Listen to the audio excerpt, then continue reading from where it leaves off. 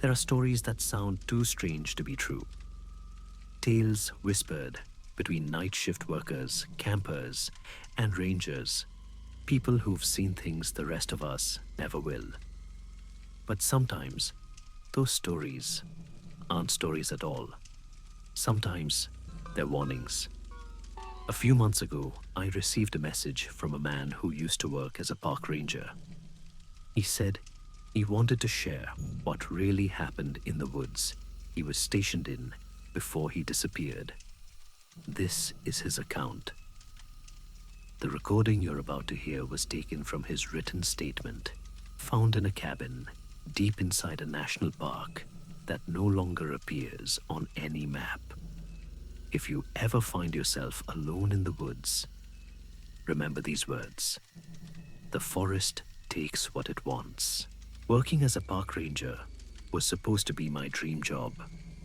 I've always loved the outdoors, the silence, the air, the sense of peace that comes from being somewhere untouched. So when I got assigned to a remote national park up north, I didn't hesitate. They said it was seasonal isolated, but that didn't bother me. I thought it would be peaceful. I was wrong. My station was a small wooden cabin, miles from the nearest road, buried in a forest so dense that daylight barely reached the ground. No cell service, no nearby rangers. Just me, the trees, and a radio that worked, most of the time. My supervisor, Ed, was a quiet man in his 50s, with that weathered face you only get after decades in the wilderness. He barely looked at me when I arrived, just handed me a binder and said, "Read it, follow it." It was the usual stuff at first: how to patrol trails, how to handle lost hikers, bear encounters, forest fires. But somewhere near the back, tucked between the safety guidelines and maintenance logs, was a yellowed page titled Special Procedures. The rules on that page were different. 1. Ignore the screaming after midnight. 2. Never acknowledge the lake when it reflects the moon. 3. If you hear footsteps behind you, don't turn around. I laughed at first, thought it was some initiation prank for new hires. But when I asked Ed about it, he didn't laugh. He didn't even look at me. He just said, "Follow them and you'll be fine." No explanation, no smile, just that. I remember standing there, the woods breathing around me, wondering what the hell I'd gotten myself into. The first few nights were quiet, unnaturally quiet. You know that kind of silence that makes you aware of your own heartbeat? That was it. The forest felt like it was listening, waiting.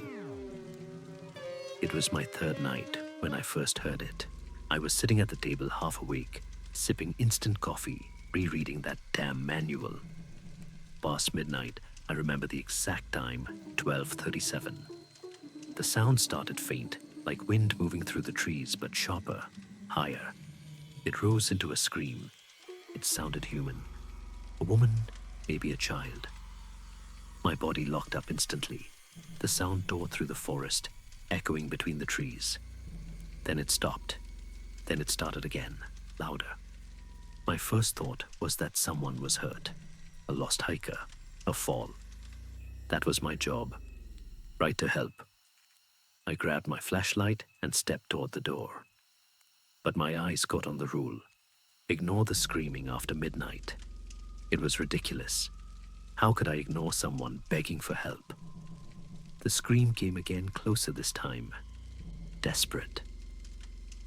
I opened the door. The air outside was freezing colder than it should have been for spring. My light cut through the dark, but it didn't reach far. The forest had gone silent. Completely. No insects. No wind. No movement. Like the world was holding its breath. Then nothing. Not a trace of the scream.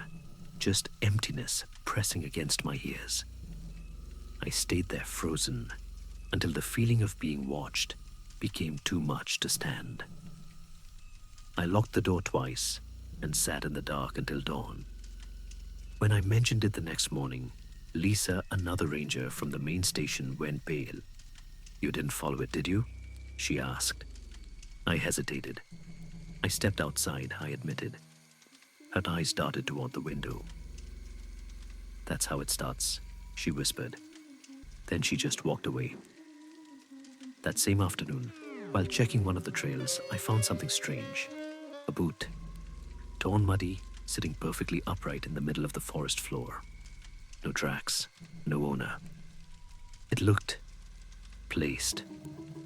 When I brought it up to Ed, he didn't even glance at me. "The forest takes what it wants," he said. Then he sipped his coffee and went back to his paperwork. By the end of the week, I'd convinced myself I was overreacting. The silence, the isolation it plays, tricks on you. But then came the footsteps. It was around 1 a.m. I was lying in bed, eyes closed, but not asleep when I heard it. Crunch, pause, crunch. Someone was walking outside the cabin, slow, deliberate steps. They circled once, twice, then stopped by the window. I tried to rationalize it. A bear maybe, a hiker, anything human or animal. But the steps were too steady, too careful. Then the rule came back to me. If you hear footsteps behind you, don't turn around. I told myself it didn't count. The steps weren't behind me. They were outside. Still. I stayed still, barely breathing. The pacing continued for hours. Every creak of the floorboard, every breath I took felt like it would give me away. By 3 a.m. I broke. I had to look. Just a peek. I pulled the curtain back an inch. Nothing. Just darkness, trees, and the faint glow of moonlight. And right then, the footsteps stopped. The silence that followed wasn't normal. It was like the air got heavier, like gravity had doubled. I didn't move again that night.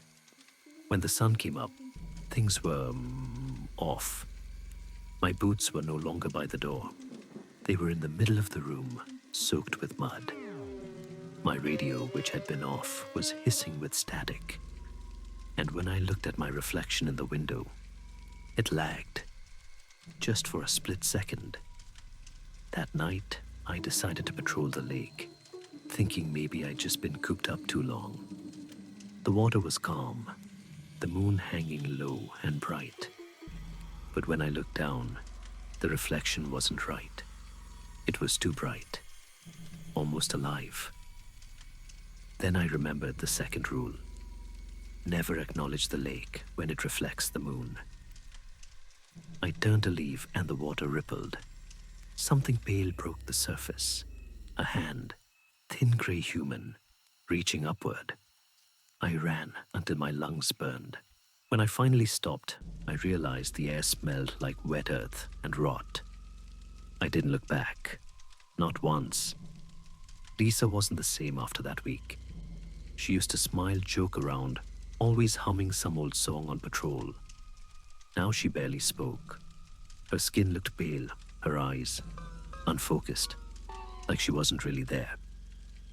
One morning, she walked right past me without even blinking. When I called her name, she stopped, turned, and smiled. But it wasn't a smile. Her teeth looked wrong. Too even. Too perfect. I told Ed. He didn't even seem surprised. The rules are there for a reason, he said. You break them, you deal with the fallout. That same day, I found something new out on the trails. Carvings in the trees. Faces. Dozens of them. Each one distorted, screaming, their eyes carved too wide. And I swear, one of them looked like Lisa. That night, the screams came again, louder, closer. They didn't echo. This time they came from inside my head. My name threaded through them like a whisper. Nika? Come outside. I stood at the door, hand on the handle. My body wanted to move, but something deep inside me, instinct, maybe told me not to. I stepped back, slowly, and waited for the night to end. I woke up one morning to find the manual sitting on my kitchen table. I could have sworn I'd left it locked away. When I opened it, I saw new writing on the page, scrawled in a shaky hand I didn't recognize. 4. Keep the cabin lights on after dark. 5. If you hear knocking inside the walls, don't investigate. 6. You are part of the cycle. You must stay. My stomach turned cold. I went to find Ed, holding the manual in my hand. "What the hell is this?" I asked. He didn't even look up. "It's the rules," he said. "They changed," I said. "What does this mean? What's the cycle?" He finally looked at me. His face was hollow, tired. "The rules aren't just to keep you safe," he said quietly. "They're part of the agreement, with what I asked." He stared past me out toward the forest. "With the forest. It takes what it wants. The rules keep it satisfied. But once you break them..." He trailed off. "You can't undo it, Nick. It's already claimed you." That night, I didn't sleep. I couldn't. Around midnight, I heard it again, footsteps. But this time, they weren't outside. They were inside the cabin. Then the knocking started. Soft, deliberate from within the walls. I pressed my hands against my ears, whispering the rules to myself over and over. But then, in the window across from me, I saw movement. My reflection was smiling. I wasn't. Its eyes were darker, its grin stretched too wide. Then it raised its hand and pointed behind me. I turned. Nothing. But the footsteps didn't stop.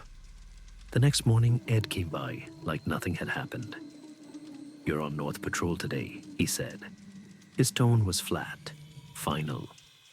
I didn't argue. What was the point? The forest had already decided what I was. I followed the trail north, past the lake. The surface was perfectly still like glass. I kept my eyes down, but out of the corner of my vision, I saw her Lisa floating just beneath the surface, eyes open, staring up at me. Further down the path, I found Harris's flashlight, another ranger who'd gone missing months ago. It was ice cold to the touch. And then the whispers started. Low, layered. Dozens of voices weaving through the wind. My name mixed in with them, calling me back. I ran until I reached the edge of the park, the tree line that separated the forest from the open road. I could have left. I wanted to. But then I remembered Ed's words. The forest takes what it wants. What if I left and it followed me?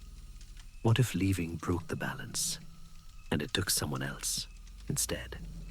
I stood there for hours, staring at the empty road, unable to move. The whispers grew louder, circling me, until suddenly silence. When I turned back, the trail I'd come from was gone. Just trees. Endless trees. I don't remember walking back to the cabin. It was like the forest had swallowed me whole. Now I don't know how long I've been here. Days, weeks, maybe months. Time doesn't work the same way anymore. Sometimes at night, I still hear the screams. They're distant now, fading like they're coming from another life. Maybe that's what happens. You don't die here, you fade. You become another sound in the dark. Last week, I saw headlights through the trees. A new ranger, young, eager, full of hope. Ed was waiting for him, holding the manual. I watched from a distance as he handed it over. The kid smiled, shook his hand. I wanted to warn him. I wanted to shout, to run to him, to tell him don't read the rules. But the forest was watching. And the rules are clear. You can't leave. You can't tell. You can only wait. Because the forest doesn't just take what it wants. It keeps it. If you're still here, thank you for listening. The forest in this story doesn't have a name anymore. The records were erased, the trails abandoned, And the rangers, well, let's just say they never filed their last reports. Some nights, hikers claim they've seen a light flicker deep between the trees, a single cabin glowing faintly through the fog. And if you listen long enough, you might just hear footsteps in the dirt. Remember the rules. Don't look back. Sleep well tonight, if you can. You've been listening to NightLore, where every story leaves a shadow.